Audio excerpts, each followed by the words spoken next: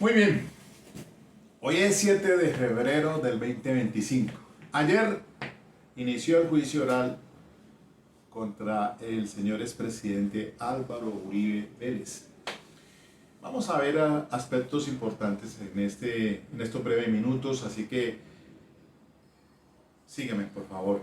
Yo les recomiendo que sigan a Florencio Sánchez en su canal pues, de Foco Noticias, porque en tiempo real es uno, yo diría el único que sube esas audiencias que son tan de mucha importancia pues para el ámbito jurídico, para los colegas, para los abogados, para todos en términos generales. Entonces esa es la invitación. De momento entonces comienzo diciéndoles que teoría del caso.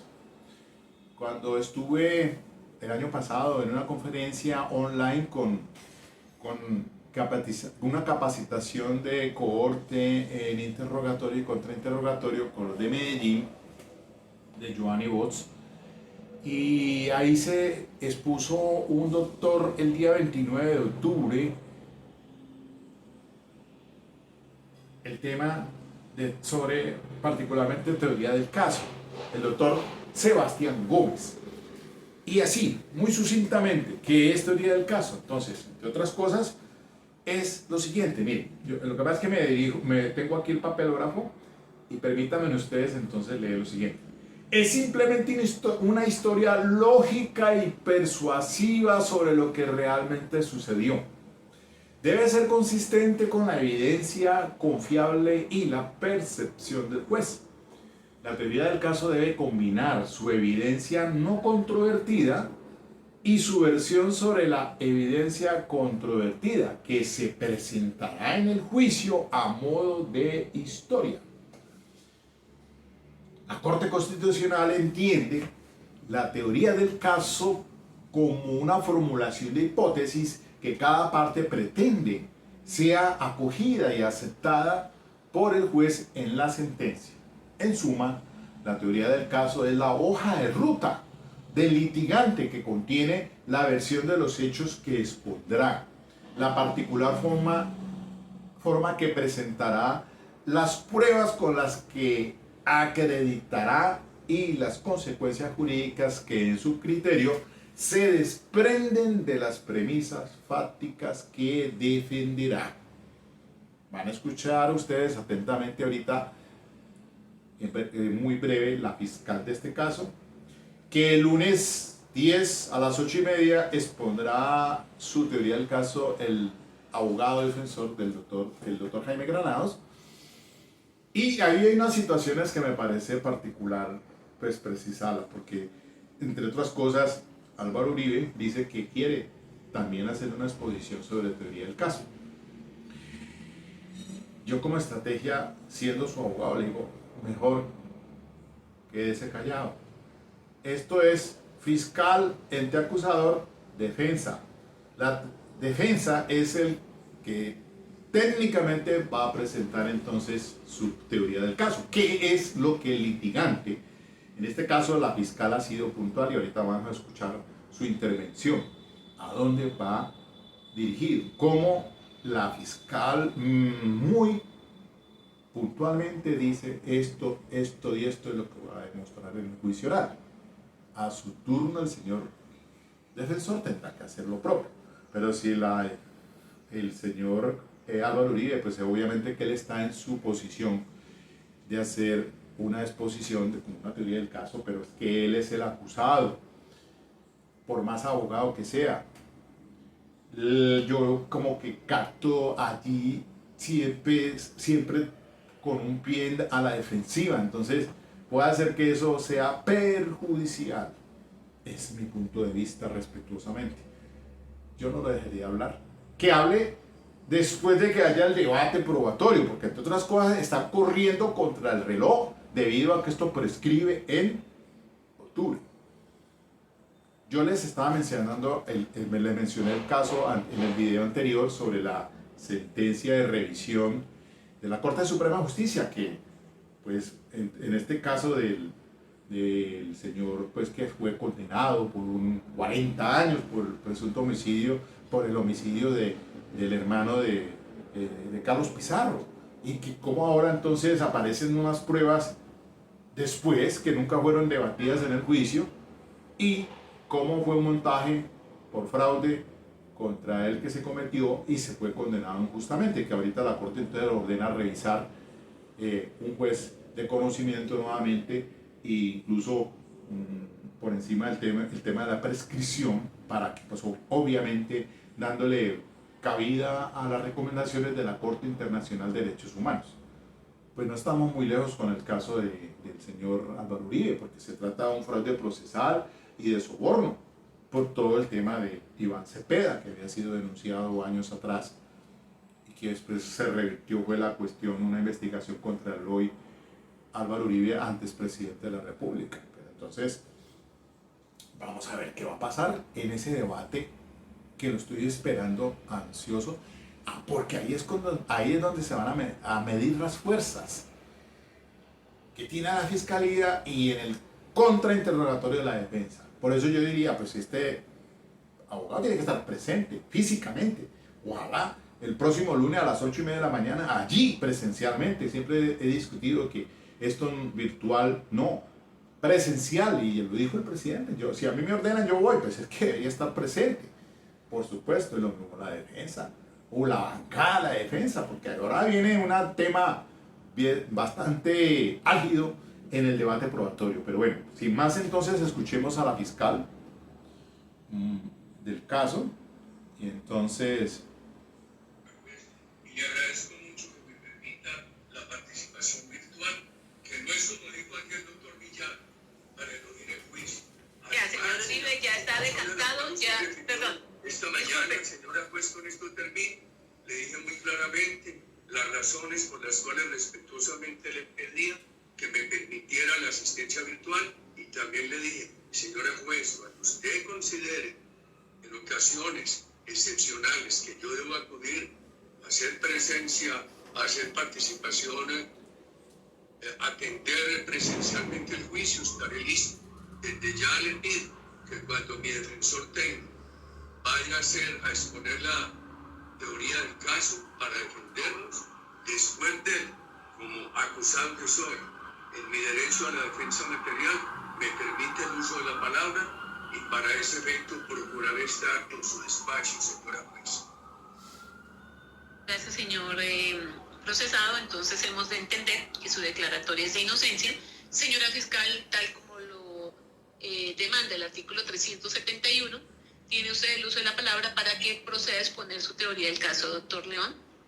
¿Pueden creer que entre tanta cosa yo ni siquiera he terminado de desempacar de nuestro último viaje, que fue una locura? Además, ustedes han ido conmigo. Señoría, una breve consideración, y teniendo en cuenta la afirmación del procesado de querer hacer las manifestaciones. Doctor, no vamos a desgastarnos. Doctor, tranquilo. Manifestaciones que sean revictimizantes. Solo solicitaría a través suyo para que se combine al procesado para que evite hacer manifestaciones de que las víctimas aquí, quienes están siendo reconocidas y quienes ya tienen acreditada su calidad, que fueron a buscar testigos falsos. Evitar ese tipo de manifestaciones que pueden generar controversias que no son propias de este proceso. Solo hacer esa manifestación. Gracias, señor. Ya esas manifestaciones, perdón, doctor, precisamente por eso hicimos un protocolo, hicimos las advertencias.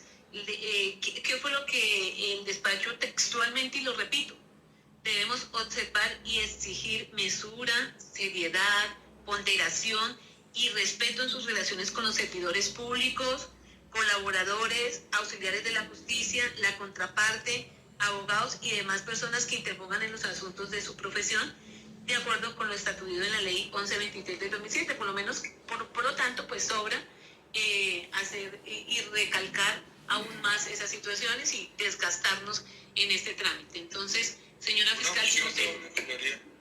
Perdón, una moción de orden, señoría. Sí, doctor. Gracias, señoría. Aquí se ha designado, conforme a lo que ordena la ley, un vocero de las alegadas víctimas. Yo le solicito, señoría, que solamente intervenga el vocero, que determine que sea el doctor Villalba o el que quiera, pero solo uno, porque no podemos estar enfrentando a más de un vocero de las víctimas, aparte de la fiscalía, señoría. Es lo que la ley ordena, y sobre eso no hay debate. No ha habido debate. debate y no ha sido inobservado por el despacho, doctor. Yo creo que desde la acusación, aunque la jurisprudencia indica que sería en el juicio oral, pero siempre he preservado esa igualdad entre todos y siempre ha existido un solo vocero de las víctimas que entiendo para el juicio oral me indicarán en el momento en que sea oportuno quién lo va a asumir. Por tanto, señora fiscal... Otro abogado diferente lo llama, entonces. Es por eso que lo estoy diciendo, acaba de ocurrir, señoría. Continúe, señora fiscal. Gracias, señora juez.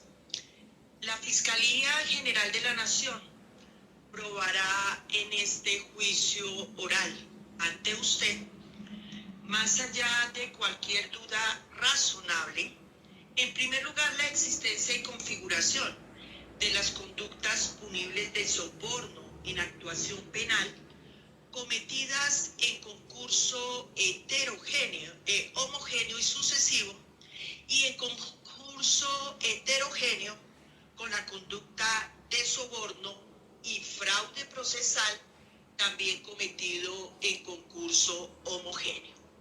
Y en igual sentido, su señoría, llegaremos al conocimiento, más allá de toda duda razonable, de la responsabilidad dolosa a título de determinador del acusado Uribe Vélez en esos comportamientos.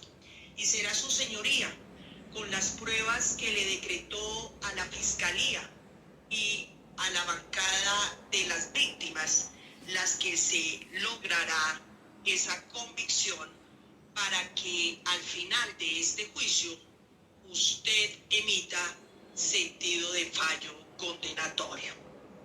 Y es que las pruebas documentales, como las grabaciones magnetofónicas, los documentos públicos, las grabaciones de videos, los mensajes de texto y los 44 testigos decretados estarán aquí con la inmediación correspondiente y le permitirán a usted aceptar la teoría del caso de la Fiscalía.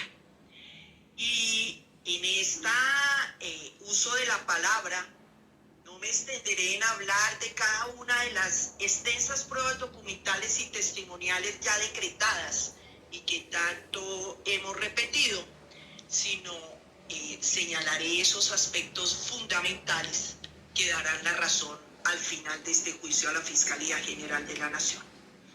Y es que dentro de esa prueba documental pública, su señoría, usted hallará las piezas fundamentales del proceso en indagación 38.451 que conoció la Sala de Instrucción de la Corte Suprema de Justicia, y le pondremos de presente documentos trascendentes como la denuncia presentada por el abogado del aquí acusado Uribe Vélez el 23 de enero de 2012, en donde presenta esa denuncia y que se inicie esa indagación por los delitos de abuso de función pública, fraude procesal y calumnia agravada en contra del senador Iván Cepeda Castro. Y es fundamental esa denuncia, su señoría, porque allí allegan las dos entrevistas que para los meses de agosto y septiembre de 2011 rindieran Pablo Hernán Sierra Ramírez y Juan Guillermo Monsalve Pineda. Y es que de esas entrevistas es de donde derivan presuntos comportamientos de Cepeda Castro en los delitos ya referenciados. Y allegaremos los memoriales esenciales que entregó la defensa de Uribe Vélez en ese proceso en donde eran denunciantes.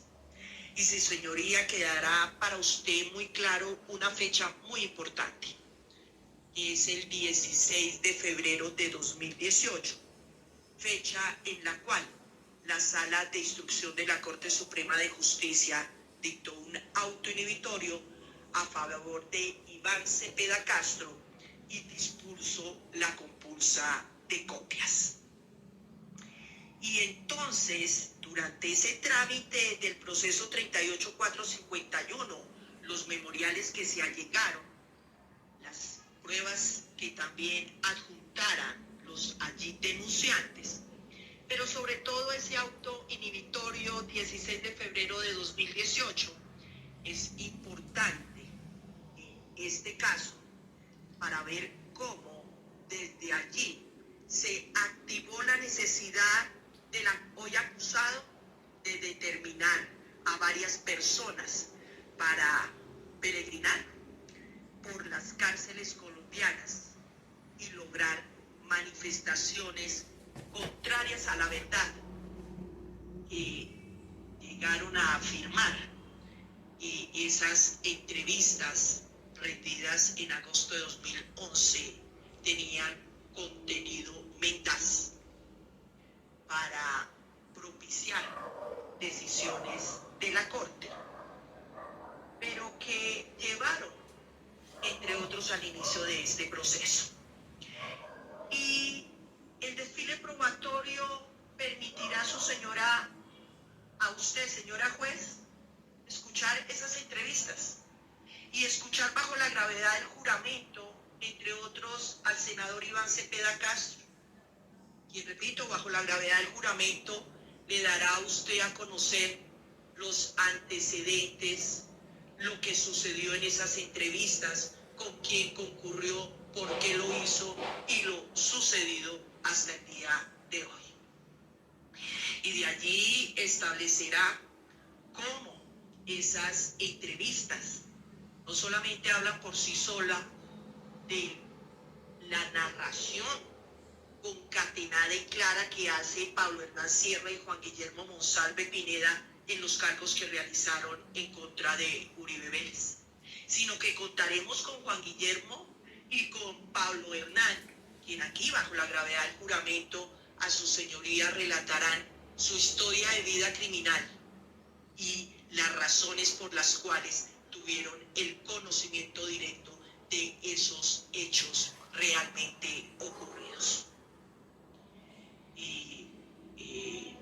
Veremos cómo se llevaron a cabo reuniones diferentes o posteriores de Iván Cepeda Castro en otras cárceles colombianas e internacionales con propósitos netamente de servidor público, de representante a la Cámara y defensor de derechos humanos, y la realidad de las reuniones que tuvo, por ejemplo, entre otros, con Robert Muñoz, con Elmo José Mármol, con Giovanni Cadavid y con Máximo Cuesta, personas que fueron buscadas por esos determinados por el aquí acusado para que allegaran escritos y los presentaran ante la Corte Suprema de Justicia, haciendo manifestaciones falsas de supuestas pretensiones y beneficios y dádivas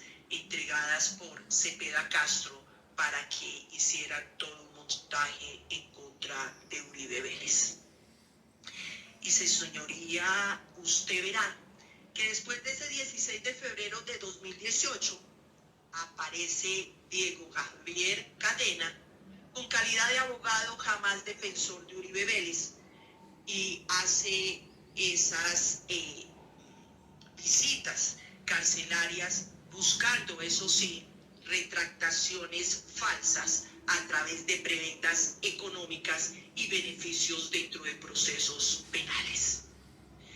Y señora juez, verá usted que esas entrevistas del 19 de agosto de 2011 y 16 de septiembre de 2011 llevaron a que el servidor público, quien fue buscado para que fueran escuchados, pues obró como debe obrar todo ciudadano y especialmente quienes ostentamos la calidad de servidor público, es decir, ponerlas a disposición de la autoridad, y qué más autoridad que de la fiscal general de la nación de la época.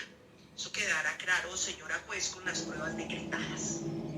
Y veremos igualmente cómo el 16 de febrero, ya el 21 de febrero, 2018, se activa esa carrera de búsqueda de personas para que declaren falsamente, y al primero que buscan es al testigo Juan Guillermo Monsalve Pineda, para que se retracte de los cargos que había hecho desde el 19 de agosto de 2011.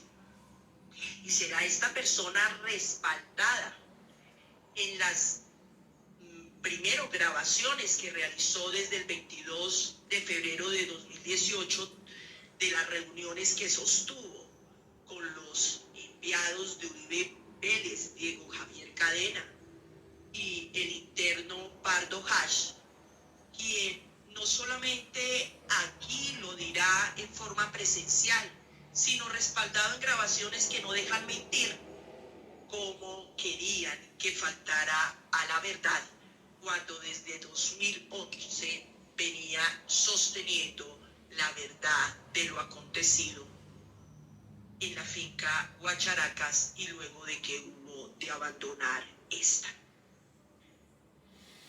Entonces se verá claramente que Diego Javier Cadena concurrió ante Juan Guillermo Monsalve Pineda como emisario del aquí acusado, y por eso el cargo es como determinador de ese primer mensajero. Y será igualmente las pruebas magnetofónicas las que darán solidez de las comunicaciones que tenían Uribe Vélez, Diego Javier Cadena y otras personas para que efectivamente se lograra esa retractación urgente para tenerla como fundamento de detener sobre todo la compulsa de copias. Y qué decir también de las demás visitas de Juan Guillermo Monsalve Pineda, y le explicará a su señoría por qué suscribió una carta, esa prueba documental pública que obra en el proceso y que ingresará como prueba, en donde le dice a la Corte Suprema de Justicia que se retracta de esos cargos, pero dejando la constancia de los motivos por los cuales la realizaba. Es decir, por presiones de Cadena y por presiones del interno Pardo Hash, quienes eran enviados por Uribe Vélez. Igualmente, veremos que no solamente buscaron a Juan Guillermo Monsalve Pineda por este medio a través de Pardo Hash y con la presencia de Cadena, sino que también buscaron personas allegadas como Carlos Eduardo López Callejas, alias Caliche, amigo de Monsalve Pineda, y concurrirán los dos a conocer esa relación, los motivos por los cuales lo buscaron y especialmente las comunicaciones de mensaje de texto, de datos y de videos que remitiera el mencionado Carlos Eduardo López Calleja los días 20, 19 y 20 de febrero de ese 2018 a Juan Guillermo para que igualmente se retractara. Y veremos los nexos de este testigo ubicado por miembros del Centro Democrático. Y quien dirá aquí bajo la gravedad del juramento si de verdad escuchó la voz de Uribe Vélez, pues así queda patentizado en pruebas documentales y el encuentro con personas de la unidad legislativa de Uribe Vélez. Entonces, su señoría, ese primer soborno en actuación penal y ese fraude procesal a través de Juan Guillermo Monsalve Pineda quedará demostrado más allá de cualquier duda razonable con estas pruebas y las demás decretadas para estos eventos, como son la intervención de la médica y esposa para ese momento de Juan Guillermo, la señora Deyanira Gómez Sarmiento, del abogado Héctor Romero Agudelo, del propio Enrique Pardo Hash, de dos de los familiares de Monsalve Pineda y de intermediarios que acudieron a ese allegamiento y que fueron solicitados a través de quien le habla por petición de las víctimas, la señora Victoria Eugenia Jaramillo y Ricardo Williamson. Y no quedará duda alguna de ese primer evento y de ese segundo, además de Carlos Eduardo López Callejas, tendremos a sus amigos Rodrigo Vidal Perdomo, Hernán Mauricio Marroquín y Juan Manuel Daza Igualá. Pero igualmente, su señoría, vemos que no solamente se acudía a la cárcel Picota en buscar la retractación de Juan Guillermo Monsalve Pineda con los ataques personales, las amenazas, los atentados que ya había sufrido hasta ese momento, las preventas que se le ofrecían si declaraba falsamente, sino veremos cómo el abogado Diego Javier Cadena ingresa a otros establecimientos carcelarios. Y es así como va a Palmira Valle con un socio de oficina para entrevistarse con Carlos Enrique Vélez Ramírez, con el único propósito de que le mintiera a la Corte Suprema de Justicia y dijera que años atrás se había reunido en La Picota con el senador Iván Cepeda Castro y que todo era un complot y que Pablo Hernán Sierra Ramírez había mentido en esa entrevista. Y las cartas que se lograron suscribir con el apoyo de otros dos internos, alias Fosforito y Racumí. Y todo se da en esa época, su señoría, 23 de febrero del 2018. Y queda concatenadas las entradas de este abogado a la cárcel de Palmira con su socio, Juan José Salazar Cruz, las cartas que se presentaron ante la Corte Suprema de Justicia y las llamadas telefónicas y lo dicho en esas propias reuniones en donde señala alegremente Cadena que ya tiene 2 declaraciones y con Monsalve sería la tercera. E igualmente veremos cómo se busca a otra persona allegada a Carlos Enrique Vélez Ramírez y a la SAUC, como fue Euridice Cortés Velasco, de quien también allegaron, señora juez, el 8 de mayo de 2018, un video en donde falta a la verdad. Y será aquí, bajo la gravedad del juramento y con las pruebas con que contamos, que queda patentizado que fue otra de las personas que buscaron para estos propósitos criminales. Y van peregrinando por otras cárceles como la cárcel de Cómpita, en donde quedará establecido las fechas de ingreso, los internos que se visitaron y que corresponden a esos 3 que en su momento el senador Iván Cepeda había entrevistado como parte de su actividad legislativa. Máximo Cuesta Valencia, alias Sinaí, Giovanni Cadaví, alias Cadaví, y Elmo José Mármol, alias Poli. Y también son testigos comunes con el señor defensor y vendrán a manifestar a su señoría por qué le mintieron a la Administración de Justicia y el motivo por el cual actualmente están siendo investigados. De aquí se derivará que efectivamente hubo un soborno en actuación penal.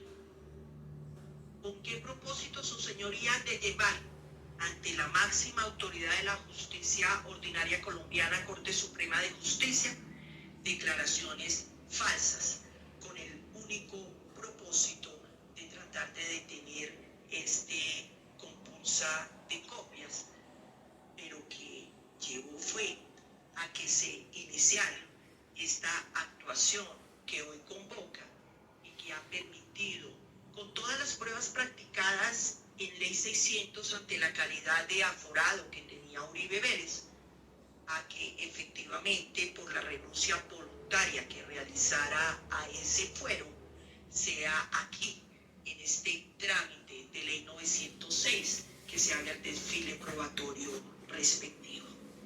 ¿Y qué decir, su señoría, de un evento bien importante? Y es lo sucedido en Estados Unidos con Juan Carlos Sierra Ramírez. Y es que las pruebas documentales, junto con las declaraciones, entre otros nuevamente del senador Cepeda Castro, determinarán a usted, señora juez, la verdadera manera en que se llevó a cabo estas entrevistas. Y se establecerá diamantinamente que fue Juan Carlos Sierra Ramírez quien buscó no solamente al senador Iván Cepeda, reconocido como víctima en este caso, sino a otros para hablar libremente de lo que habló. Y quedando claro con los testimonios, los correos, las cartas suscritas por los senadores, pues vendrá Juan Carlos Sierra Ramírez y aquí, bajo la gravedad del juramento, tendrá que dar a conocer a su señoría porque mintió a la justicia en unas cartas que remitiera a la autoridad judicial colombiana. Y en este evento contaremos con Salvatore Mancuso Gómez, quien era compañero de celda de Juan Carlos Sierra Ramírez, y puente necesario para que se diera esa entrevista, y dirá él cómo se desarrollaron las cosas. Igualmente Juan Carlos Giraldo Palomo y el doctor Iván Velázquez Gómez, quienes referirán lo concerniente a este episodio. Y su señoría, es que a usted le corresponde el análisis bajo la sana crítica y las pautas objetivas, y ello le permitirá a usted dar la razón que efectivamente este es otro del concurso de conductas punibles que la Fiscalía demostrará en contra del acusado Uribe Vélez. Igualmente vendrá a estrados Hilda Yané Niño Farfán, una exfiscal condenada por la comisión de varias conductas, y frente a ella su señoría, junto a su testimonio, es importante la prueba documental que le decretara a quien le habla y también a mi contraparte, el doctor Granados, porque esa línea del tiempo de las actuaciones que se realizaron en contra de ella, las acciones constitucionales de tutela que presentó para que fuera trasladada de la cárcel Buen Pastor a un sitio de reclusión especial por su condición de servidora pública en justicia transicional, permitirán a usted con esa prueba señalar cómo logró ese traslado, no un incidente de desacato que firmaba nada menos y nada más que la Corte Suprema de Justicia en su sala de casación penal, sino que lo logró la intermediación de Diego Javier Cadena, con el aquí acusado, y queda patentizado en prueba mal de enfoque. Y se da esa circunstancia para que inmediatamente esos oficios en los cuales, con fechas anteriores muy cercanas, se dijera que no había cupo, mágicamente se abren las puertas para Hilda Yané Niño Farfán, a quien igualmente se le pondrán de presente la documentación que consideramos de contenido falso frente a un exfiscal general de la Nación y un vicefiscal general de la Nación. Su señoría, todas las situaciones fácticas y los hechos jurídicamente relevantes, renglón por renglón, punto por punto, serán probados evaluados en este juicio. Con la prueba decretada y dará lugar, repito, a que sea un sentido de fallo condenatorio con el que termine este proceso. Son muchísimas las pruebas decretadas, 44 testimonios y la prueba documental que se contestarán.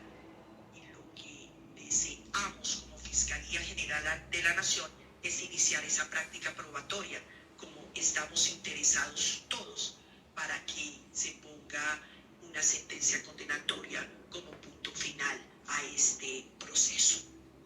Quiero, su señoría, referirme puntualmente a las estipulaciones de que habla su superior en la decisión en la que resuelve lo pertinente a las pruebas, en el sentido de instar a mi contraparte, a usted, doctor Granados, para que realicemos estipulaciones probatorias. Frente a ello, debo recordar que desde el 1 de octubre del año anterior se remitieron algunas propuestas de estipulaciones probatorias que fueron reiteradas el 24 de noviembre del año anterior. Agradezco que, en cumplimiento de lo señalado por su superior, se haya permitido que en estos días logremos ese acercamiento frente a, pues obviamente, hechos que permitan esta estipulación. Por ello, reitero en este momento a usted, doctor Granados, que el interés de la Fiscalía siempre ha sido abierto a presentarle mis propuestas de estipulación y estaré presta, si usted lo desea, a recibir las propuestas suyas para cumplir lo que dice el tribunal, los principios de celeridad, eficacia, concentración y sobre todo lealtad procesal. Señora juez, muchas gracias por el uso de la palabra y según sus órdenes, el lunes a primera hora comenzará la práctica probatoria de quien le habla. Muchas gracias. Gracias, señora fiscal. Expuesta entonces la teoría del caso y honrando la orden emitida por esta instancia, en aras de otorgar el término que ha solicitado el señor defensor, suspendemos siendo... Señora juez, respetuosamente. Señor. Respetuosamente, señora juez, es para reiterarle esta solicitud. Usted lo ha dicho y acordamos que el día lunes mi defensor, el doctor Granado, hará uso de la palabra para presentar la teoría de la defensa. Como acusado y en virtud de mis derechos de defensa material, le ruego que después de que hable el doctor Granados, en el momento que usted lo estime, me permita referirme a ese tema y expresar cómo, desde mi punto de vista, por supuesto nunca reemplazando al abogado, vamos a refutar y a probar que estas acusaciones son infames. Como se lo dije esta madrugada, estoy dispuesto en las actuaciones que usted indique, que deben ser, que las debo atender presencialmente en el despacho, ahí excepcionalmente. Con la ayuda de Dios estaré el lunes en la audiencia en el despacho para que usted me permita, en el momento que lo tenga bien, después del doctor Granados, presentar mi teoría de la defensa frente a este infame caso que me acusó un fiscal que nunca se declaró impedido. Perdón, sí, señor Uribe. Perdón. Yo soy garantista de los derechos. Usted tendrá la oportunidad de exponer su teoría del caso, porque pues la bancada de la defensa se constituye por la defensa técnica material. Eso sí, ya atendiendo las pautas, entiendo la condición en la que usted se presenta, su vehemencia para preservar su derecho a la defensa, pero en esa manifestación pues hemos de tener en cuenta ya las reglas que se han expuesto, el respeto para las demás partes intervinientes especiales. Por lo tanto, sin más discusión en el día de hoy, ya damos por concluida la sesión. Nos convocamos para el lunes 8:30 de la mañana en punto. He determinado que sea a las 8:30, no a las 8, pues para evitar retrasos en la instalación y previendo también las circunstancias que se presentan para el ingreso, que coincide con el ingreso de los demás funcionarios, empleados y usuarios de la Administración de Justicia. Entonces, 8:30, lunes, y iniciaremos con la teoría del caso del señor defensor. Por secretaría se levantará un acta donde conste lo ordenado en el artículo 146. Muy sencillo, queridos colegas. Primero, teoría del caso. Ya les expliqué al inicio. La teoría del caso debe combinar su evidencia no controvertida y su versión sobre la evidencia controvertida que se presentará en el juicio a modo de historia. Y según la Corte Constitucional, entonces es la formulación de una hipótesis que cada parte pretende sea acogida y aceptada por el juez en la sentencia. Es la hoja de ruta del litigante, yo digo es la carta de navegación, ya no como he dicho yo en las audiencias, en la preparatoria la carta de navegación para el juicio oral, pero en este caso la teoría del caso es la carta de navegación de lo que el litigante pretende con sus premisas fácticas demostrar o defender. Así de sencillo. Entonces, sea este o sea cualquier caso que tengas como abogado defensor, no permitiría que el acusado hable de una hipótesis o teoría del caso. En este caso, miren ustedes que el doctor Álvaro Uribe quiere justificarse de decir que esto ha sido una injusticia, pero entonces esa no, creería yo, que debe ser aconsejado por su abogado de confianza y diría yo que no le va a permitir el uso de la palabra. Porque es que la teoría de la defensa la tiene el defensor. Él es el defensor de confianza. Él es el que tiene que decir, pues, con base en lo que le decretaron en la preparatoria, qué es lo que va a demostrar en el juicio oral, qué va a refutar de lo que la fiscal aquí ha dicho en su teoría del caso. No puede ser una teoría del caso un mini juicio. Él, el acusado, en este caso, podría mejor, al final, ya después del debate de probatorio, pues sí, permitir que haga una evaluación de lo que se vertió allí en el juicio oral por parte de la defensa. Entonces esto es una contienda de iguales. Iguales es fiscal-defensa. Sea lo primero a aclarar, yo que observo desde mi punto de vista, por supuesto. No, para mí no es prudente que un ciudadano acusado hable de teoría del caso. Cualquiera que sea. No, porque el defensor es el que tiene el sartén por el mango. Y él es el que va a llevar a juicio y que va a demostrar y que pretende demostrar, como en el caso del feminicidio, que había una teoría del caso para la defensa, que la demostré en juicio oral. Entonces, es lo primero. Lo último, ya para terminar, habla de la fiscal de las estipulaciones probatorias. Diría yo pues que obviamente si este tiene un tema de prescripción latente a octubre de este año, pues como que mejor dilatarlo, que se vaya pues en un proceso, aunque la jueza ha sido muy clara en que su agenda la va a acomodar únicamente para que por lo menos se evacúe la fiscalía sus pruebas y la defensa, que eso sería lo más, en principio, de lealtad de las partes, litigantes, y más para el acusado si quiere que se esclarezca las cosas. Entonces, pero las estipulaciones están dadas es para que ciertos hechos que no requieren de controversia se den ya por probados, hechos. Entonces ahí ya diría que eso no se va a discutir en juicio oral. Ese punto hay que aclararlo.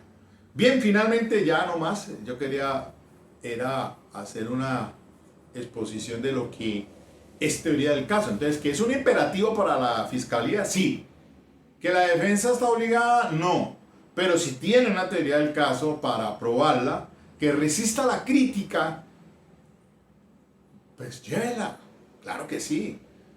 Esto es una contienda. Ya les he citado múltiples providencias de la Corte Suprema de Justicia, que es una confrontación de teorías.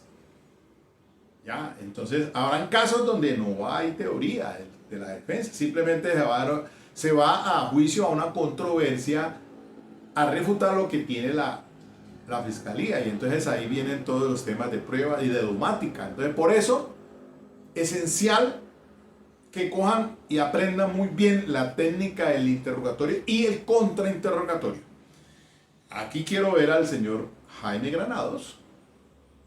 A ver, entonces, pues, ¿cómo se va a dar ese desarrollo de las objeciones a las preguntas de la fiscal?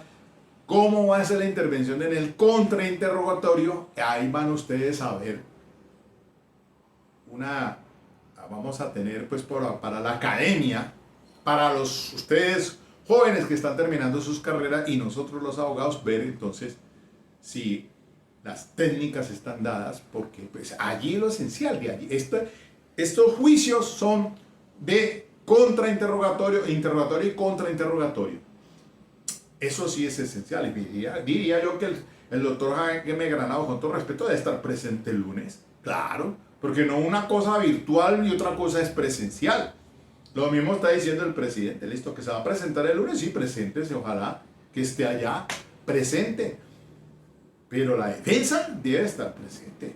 Eso, los juicios orales, una cosa es lo virtual y otra cosa es presencial. Ahí vi yo ya, la mayoría están presencial. No estaba el Álvaro Uribe ni Granados, que dice, no sé por qué razón no estaba fuera del país, no sé qué.